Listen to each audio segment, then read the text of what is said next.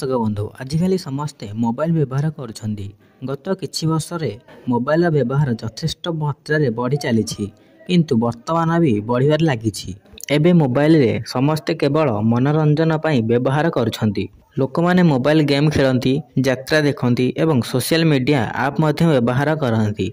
एपरी परिस्थिति रे जेतेबेले आमे मोबाइल को अधिक व्यवहार करिथाउ सेतेबेले एहार बैटरी मध्य सरी सरी जाए।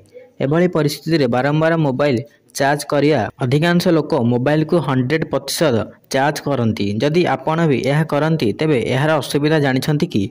जदि जानि नाहंती आसंतु जानिबा। आपणक बैटरी रे बहुत प्रभाव। वैज्ञानिक मानक मतरे जदि आपणकर मोबाइल को फुल चार्ज करती तेबे यह आपणक पई क्षतिकारक होई पारे। यार कारण हेउछि मोबाइल बैटरी लिथियम आयन तैयारी होइछि। एहार चार्जिंग 30 रु 50% हेले लिथियम बैटरी भल काम करे। जदि आपण एहाकु सर्वदा 100% चार्ज करती यह आपणक फोन को नष्ट करदेव। एबे चलंतु जानिबा फोन केबे चार्ज करिबा उचित। अनेक लोक भाबंती जे मोबाइल बैटरी कम चार्ज थाए सेतेबेले एहाकु 100% हेबा पर्यंत चार्ज करा उचित। वैज्ञानिकଙ୍କ मतरे जदि आपणक एक चार्जिंग सिस्टम रही तेबे बैटरी 20% थिबा बेले आपण फोन को चार्ज रे बसाया उचित। 20 रु 80% बैटरी चार्ज हेबा आपणक फोन पाई भल। आजिकाली अधिकांश फोन रे लिथियम बैटरी थाए एवं ताहाकु अलग चार्ज करिया द्वारा ताहार लंबा लाइफ रहउथला।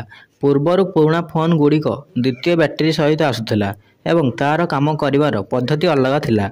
एथिबें बैटरी रे 50% रु अधिक चार्ज रखिबारु एवं एहाकु चार्ज बसांतु नाही।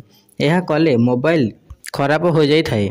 एक विशेष घोषणा, राति सारा आपण मोबाइल को चार्ज करंतु नाही। अनेक लोक दिन सारा निज फोन व्यवहार करती किंतु अत्यधिक कार्य हेतु सेमानंको चार्ज करियाकु सुजोग मिली न थाए।